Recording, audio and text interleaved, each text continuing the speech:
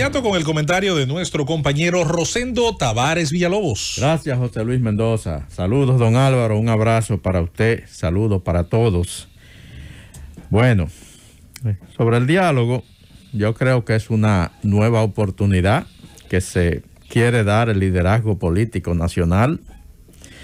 Evidentemente que la primera reunión no ha dejado una buena impresión. Eso es lo que se observa. Pero yo creo que hay tiempo para retomar el rumbo e iniciar una amplia discusión que el país necesita desde hace mucho tiempo, pero una discusión que sea en serio, con un propósito verdadero. Yo creo que este país ha estado caminando durante demasiado tiempo ya, prácticamente a la deriva, con una conducción sobre la base de ideas particulares de los diferentes personajes que han estado al frente por un buen tiempo. Pero no hemos observado una agenda nacional que conduzca a las famosas transformaciones estructurales que necesita el país.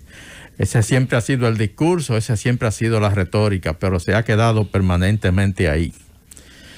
Entonces yo creo que independientemente de este primer encuentro, que yo también estoy de acuerdo en que no deja una muy buena impresión,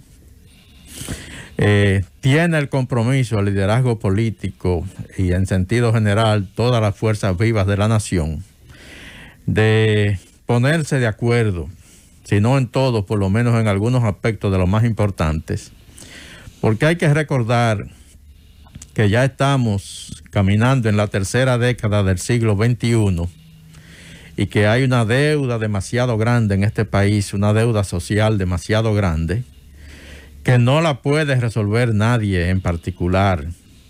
Tiene que ser sobre la base de un consenso nacional.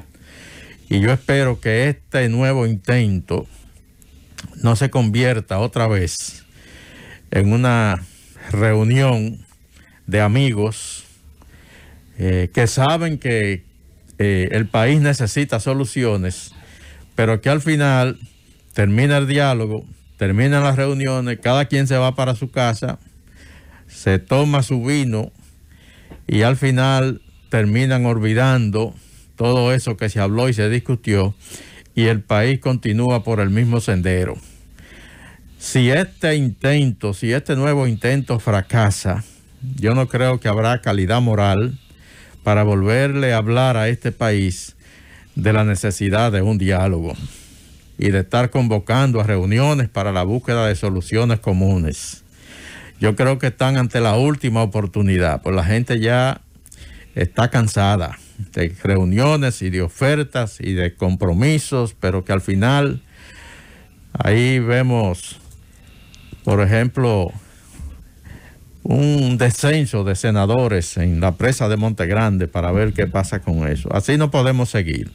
Y ojalá se entienda que así no podemos seguir y que este nuevo intento resulte en verdad productivo, porque el país no solo se lo merece, sino que lo exige. Lo exige un verdadero compromiso de las fuerzas vivas de la nación para resolver problemas ancestrales que se han quedado siempre en el intento por falta de compromiso de los principales dirigentes de este país en muchísimo tiempo. Mi tema de hoy, lógicamente, el desenlace final de Afganistán. ¿Viste esa foto, Rosendo, del mayor general Donahue? Esa foto recorre y estará recorriendo el mundo. Subiendo de último. Será avión. una foto permanente por décadas. Sí. El general Donahue, el último soldado. El último. Que deja Afganistán. Antes que él había subido al avión, el penúltimo, el embajador de los Estados Unidos en Kabul, el señor Chris Dobbs. Yo creo que con ello Estados Unidos pone fin a la guerra en Afganistán, pero también, y es algo que no se había estipulado, termina su relación prácticamente diplomática con ese país, porque también el embajador sale de Afganistán. Dicen que ahora la embajada se va a establecer en Qatar, Eso fue lo que anunció ayer el secretario de Estado Anthony Blinken. Pero la idea era que que salieran todas las tropas, pero que la embajada permaneciera en Kabul con una fuerza de custodia de unos 650 soldados. Ahora, el desenlace final fue inesperado. Los talibanes tomaron el control de Afganistán mucho antes de lo que estaba previsto y lógicamente el panorama cambió totalmente. Y entonces se da esta situación en que no solo salen las fuerzas militares, sino que también el embajador sale de Kabul. Y lo de Qatar tiene sentido decirlo, Rosendo, porque Qatar, que está en el Medio Oriente, que está en el Golfo Pérsico, fue el lugar donde los talibanes, producto de diversas situaciones geopolíticas, lograron desde ahí mantener o negociaciones o hacer uso de medios de comunicación como Al Jazeera, y podría hipotéticamente ser un lugar medio, equidistante, donde la diplomacia estadounidense consiga algunos procesos de diálogo, si es que se puede llamar así, con los actuales gobernantes o los de nuevos gobernantes de esa nación. Y ahí en ese caso el gran perdedor fue el sinvergüenza de Donald Trump, porque Donald Trump firmó en Doha, ¿verdad?, un acuerdo con los talibanes para la salida de los talibanes, ¿verdad? Y entonces cuando empezó a hablar ahora de Joe Biden y el fracaso y que sí o qué, le sacaron el documento y se quedó callado.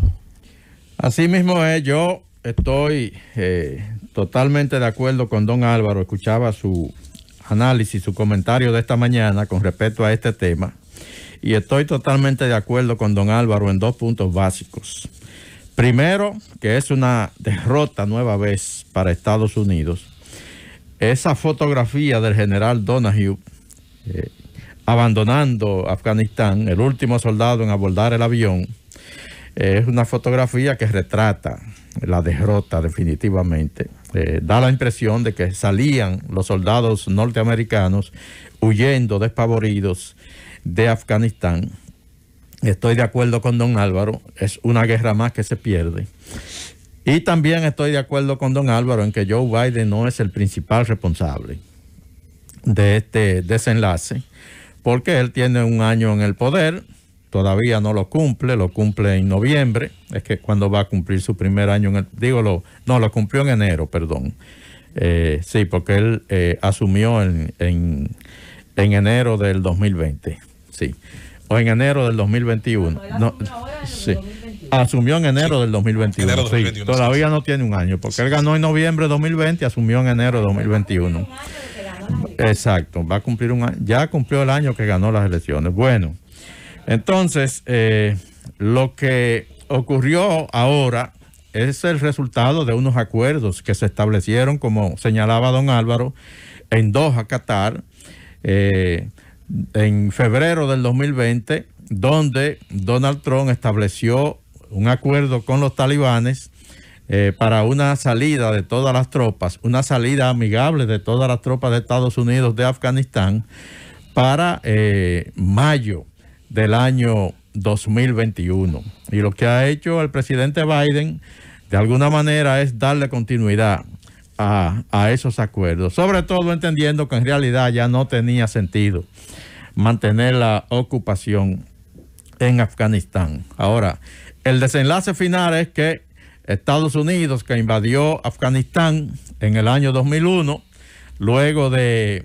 los atentados del 11 de septiembre del 2001, desaloja de el poder en Afganistán a los talibanes, y hoy, 20 años después, y después de pagar un precio altísimo en vidas humanas y en recursos, bueno, pues sale Estados Unidos de Afganistán y los talibanes quedan en el poder, y yo creo que ahora mucho más consolidados que cuando lo sacaron en aquella vez. Ahora incluso... Muy preciso, escúchame Rosendo Tavares Villalobos, muy preciso y sensible, un cálculo diplomático y militar correcto. Por eso los jefes militares lo apoyaron desde el primer momento.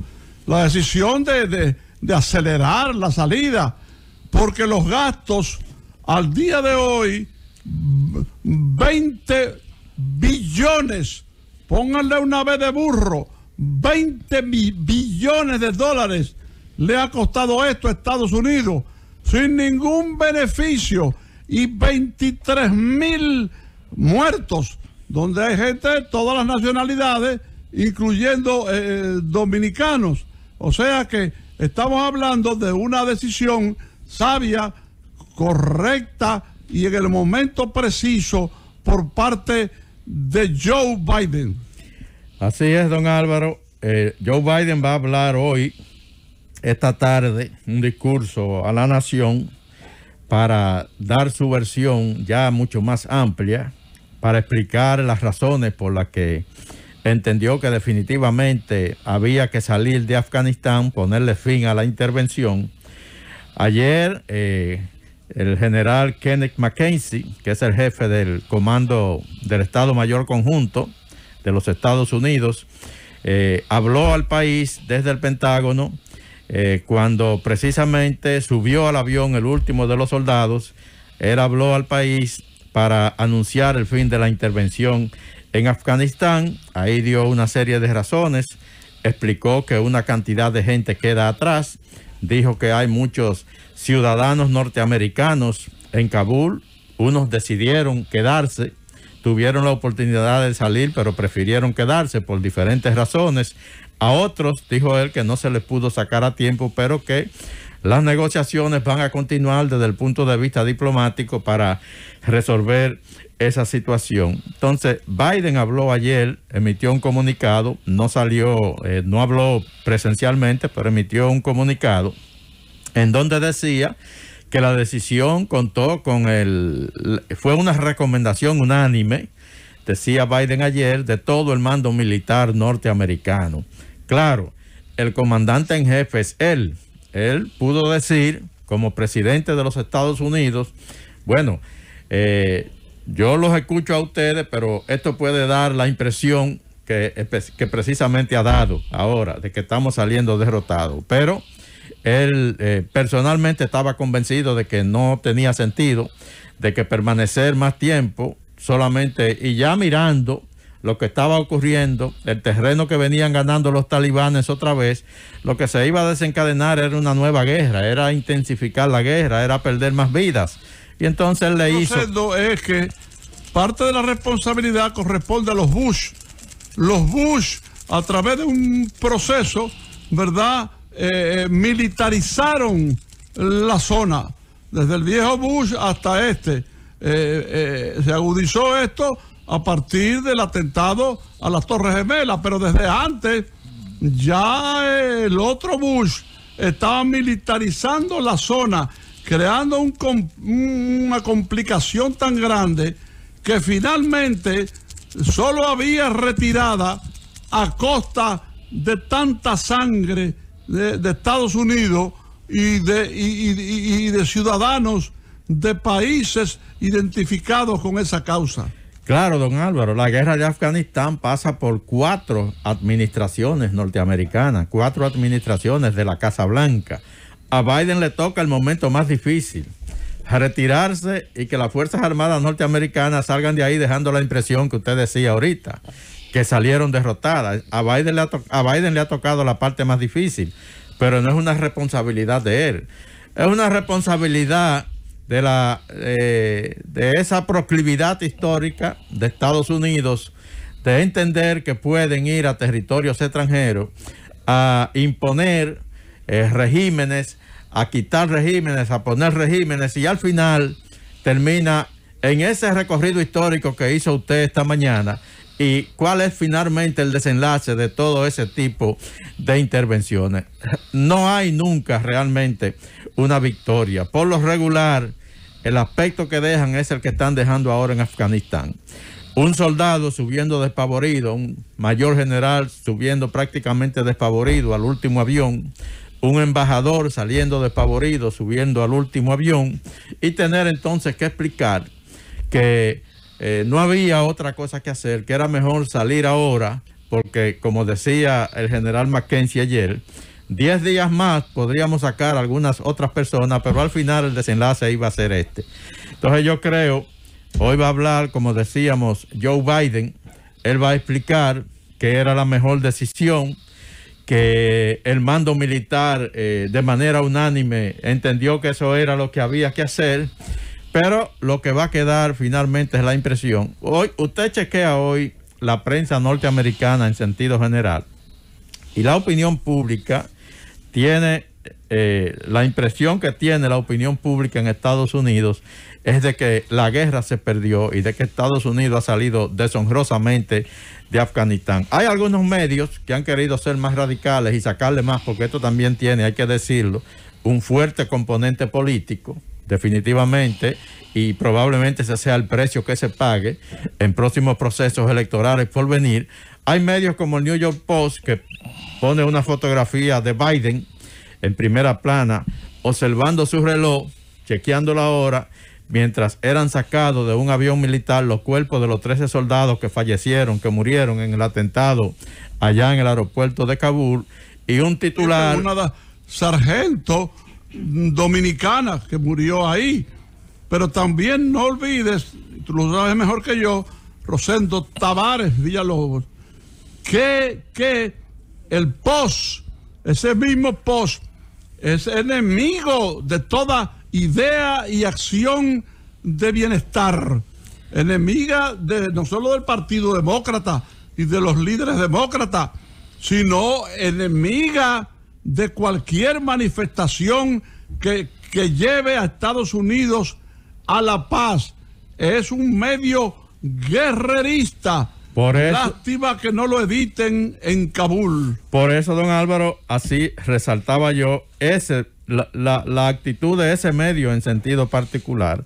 El New York Post presenta a Biden chequeando la hora mientras se sacaban los ataúdes, entre ellos el de Johanny Rosario, esa muchacha dominicana de Lawrence, Massachusetts, y pone un titular a todo lo largo de su portada que dice dishonor, deshonra, deshonor. Pero como don Álvaro lo dice, por ejemplo, en el pasado proceso electoral, ese medio apoyó públicamente a Donald Trump para que fuera el presidente de los Estados Unidos. Es un medio ultraconservador, pero en medio de una situación como esta, todo el mundo trata de aprovechar y hacer el daño que entiende que pueden hacer. Mientras tanto, dos cosas definitivas. Estados Unidos sale derrotado de Afganistán, esa es la verdad, y Joe Biden no es enteramente el responsable de eso. Llévatelo, Cundo.